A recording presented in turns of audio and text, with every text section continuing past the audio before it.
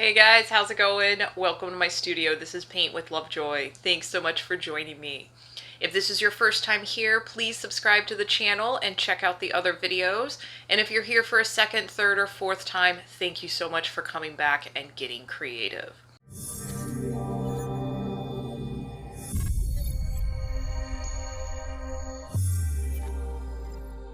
Alright guys, another fun painting for my first time painters. So grab your supplies, turn on your favorite music, and as always, make sure you take your progress photos. Today's painting, I will be working on a watercolor paper with the edges taped. Just because I'm painting so much and this is easier to store, but you can paint this on watercolor paper, canvas panel, canvas, whatever you like. So we're going to start with yellow, and we're going to go at the top and probably a couple inches from the top, about a third of the way down. Draw your horizon line, and we're just using yellow paint. And then we're going to fill in kind of the top portion of this. And if you're using student grade paint, apply your paint a little bit thicker. If you can see the texture of your canvas, just apply it a little thicker so that way you cover in all the area. Now we're going to grab white and put a little thin layer of white right above the yellow. I realize it's hard to see on the video, but what we're going to do is do a light blue above this, and we're going to blend the light blue into the white and not into the yellow. So we're putting this little buffer of white right above the yellow. And right now I was just kind of blending a little bit of that yellow into the bottom of the white. Then clean your brush really good. We're going to make a light blue, and that is going to be white with a little bit of blue. And we're going to fill in kind of the remaining top portion of the canvas. And again, we're going to be blending this light blue into the white, and I want you to stop when you get to the yellow, because if you remember your primary colors, yellow and blue make green, and we don't want green in our sky, and that is why we have the buffer of white. So again, as you go into the white, be a little more controlled with your brush strokes. You don't want to overlap the yellow. If you do overlap the yellow, just take a paper towel, wipe some of it off, and then reapply the appropriate color. Or embrace that as being part of your sky. And as you are mixing it into that blue and coming close to the yellow, just kind of use light pressure with your brush. And if you're finding that you're kind of shaky, please exhale as you touch the brush to the canvas, and remember to breathe. Again, being a little more controlled as you are getting closer to the yellow, so that way you don't make green in your background.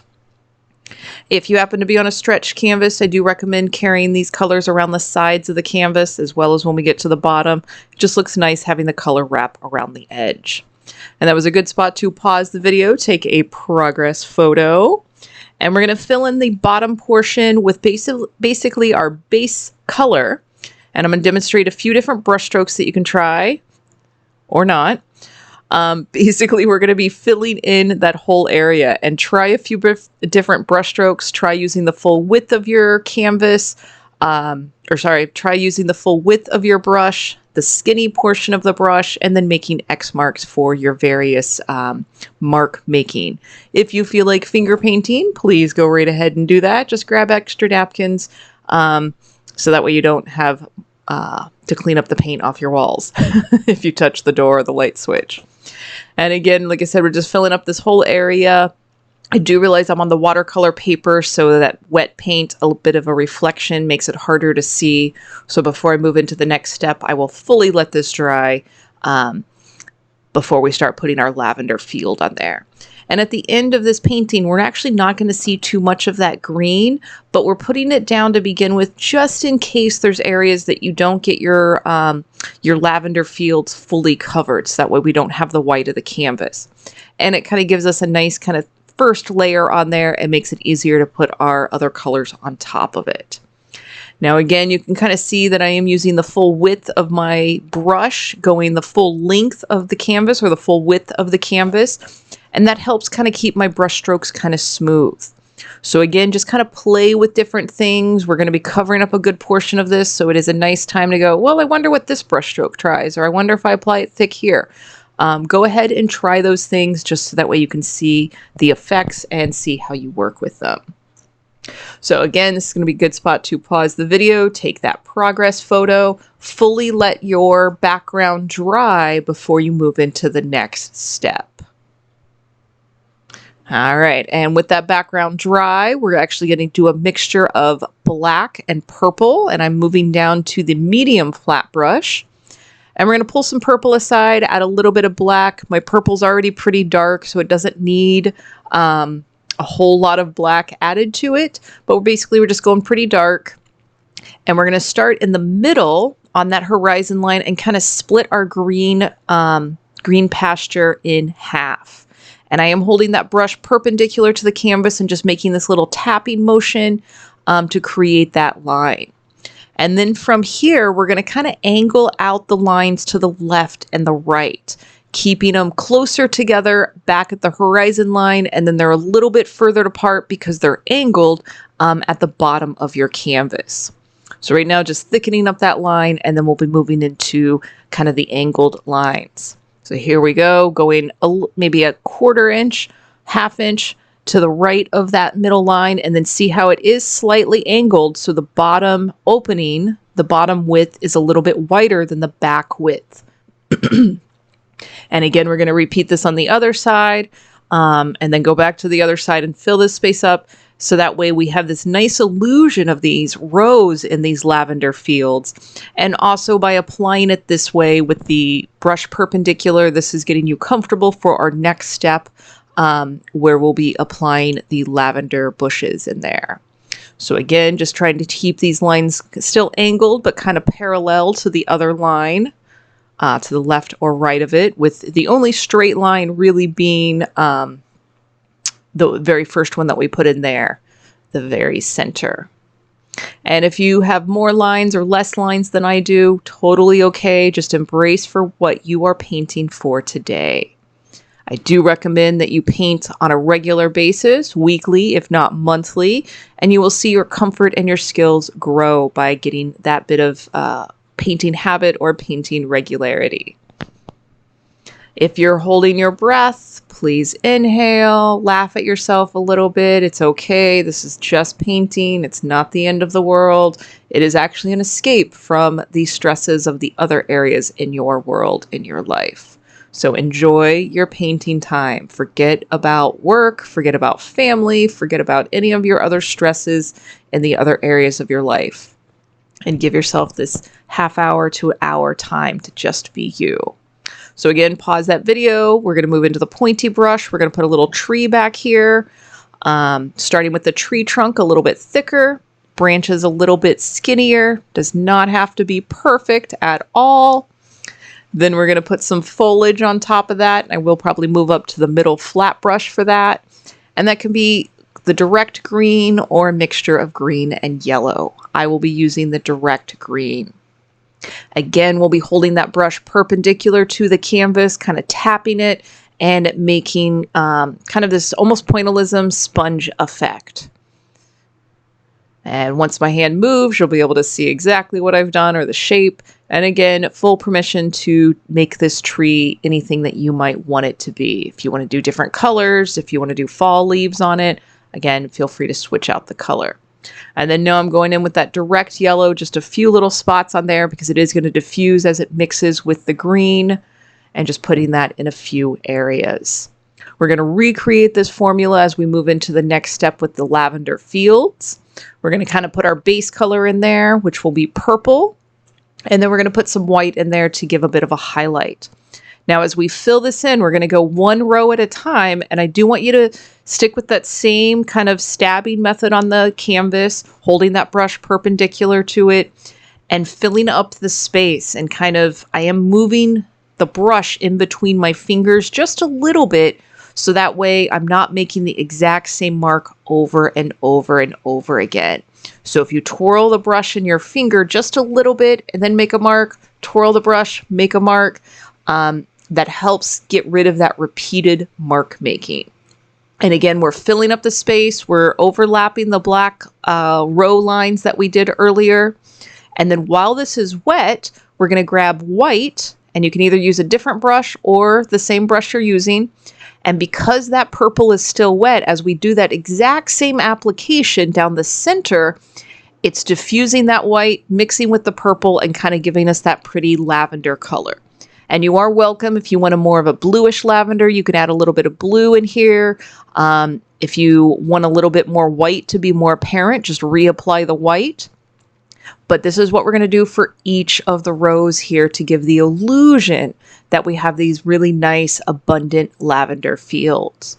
And again, this video is for first-time painters, so we're going with really simple mark making, filling up the space, and just getting you comfortable with your tools. So I do recommend taking that progress photo after that first row, and then we're going to basically recreate those steps row by row. If you have super fast drying paint, maybe you have to break your rows in half and do half your row and then do the other half. If you happen to have nicer paint that doesn't dry as quickly, you could actually do 2 or 3 rows at the same time. So your call to adjust by the tools that you have. So again, we put that purple in there, and then we went right in with the white, and the white mixes with the purple to create that really pretty lavender shade. And we're going to repeat this for all the rows. I'm not going to talk through each one of those for the steps. What I am going to talk about is just a few things to think about as you are a first-time and beginner painter.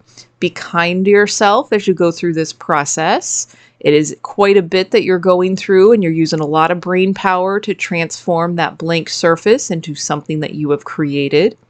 And that's why I say be kind to yourself, because sometimes our brain wants to pick up on all the things we don't like instead of focusing on the progress that you made. So focus on your progress, not your final painting. Because each time that you paint, what you learn in this painting, you're going to take those lessons into your next painting and into your next painting. So again, it is more about the progress, not the final outcome. Progress, not perfection. So here you go. You can see where I did 3 rows at the same time, repeating that same formula, putting the dark base down, and then using the white highlight to give the highlight value on these rows. And again, I apologize for the reflectiveness of the surface. It's just because I have so much paint on that watercolor paper. But do look at the final image just to kind of see what it looks like once it's dried. Another thing I want you to do when you get into the habit of painting is when you are done or almost done, I want you to prop your painting up, get out of your chair, step away from your painting about 5 to 10 feet away, and look at it from that distance. Everything in life looks better from a distance, including artwork. And when we are creators making artwork, sometimes we have to remember the viewpoint that the viewers are going to look at it. So you physically looking at your painting from 5 to 10 feet away helps your process. It also gives you the confidence to go, oh, that looks better than I thought, and then go back to painting. So again, trick your brain sometimes, get out of your chair, look at your painting from that distance, reassess, and then go back into your painting process.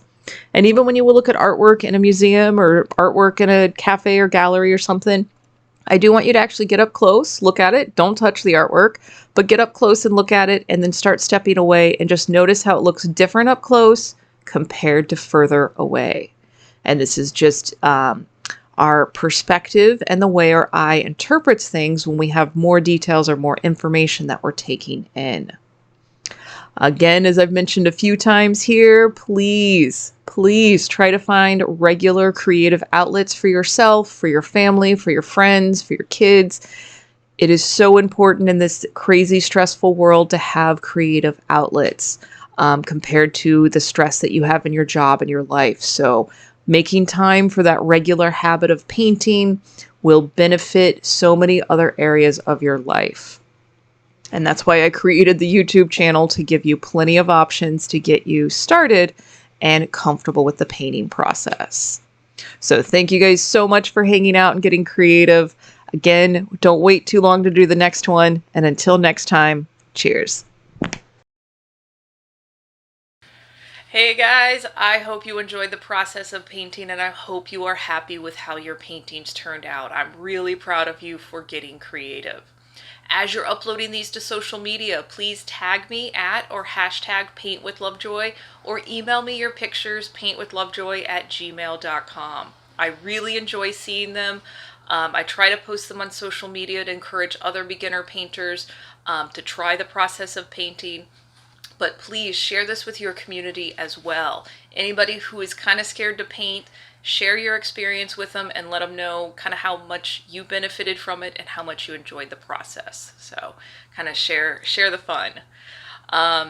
With that being said, if you have any comments, questions, feedback, things that you want me to paint in the future, please leave a comment. I try to respond to everybody as quickly as I can. And any of the future suggestions for paintings, I add that to my production list and get to them as quickly as I can. So in the meantime, please keep getting creative. Let me know how you're doing. And until next time, cheers.